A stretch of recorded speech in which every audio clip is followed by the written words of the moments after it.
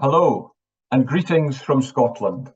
It's a pleasure to be able to speak to you today, even if it is only on a screen and not in person.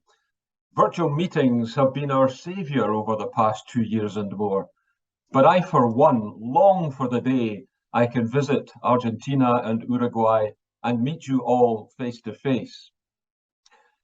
In the few minutes I have with you today, I'd like to say something about two things that are very important to me and I believe very important for Rotary. And these things are unity and continuity. Firstly, let me say something about unity.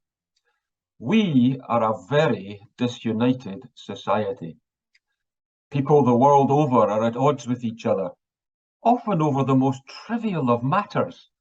And that breeds discontent, the sort of discontent that leads to conflict on every level. One of the reasons I joined Rotary 38 years ago as a 26-year-old dentist who wanted to change the world was that I realized that only by working on a united front, in a united way, could I hope to make a difference and improve the world in which I lived. How could a dentist working in isolation in Scotland hope to provide a future for the orphans of the Rwandan genocide, provide clean water to a village in India, provide life-changing surgeries for women suffering from fistula in Sierra Leone, provide clean toilets for girls at school in Naga City in the Philippines? He couldn't. But working on a united front and in a united way with his fellow members of Rotary all around the world, he could. And he did. I don't know how many of you follow the sport of rugby. I am passionate about rugby and played the game myself when I was younger. In a rugby team, there are 15 players. All are different. Some are tall and some are small. Some are slim and can run fast. I was never one of those. Some are big and play in the scrum. That was my position. But a rugby team can only be successful if all 15 players bring their particular attributes to the fore and play in unity. Nowadays, my passion is confined to being a rugby supporter. And at this stage, may I congratulate Argentina for winning the recent test series against Scotland. We'll beat you next time. The Scotland international rugby team uses the slogan, "Better Together." And it's not wrong. Together we are better, much better. And together we will achieve much more than we can working alone. Never forget that.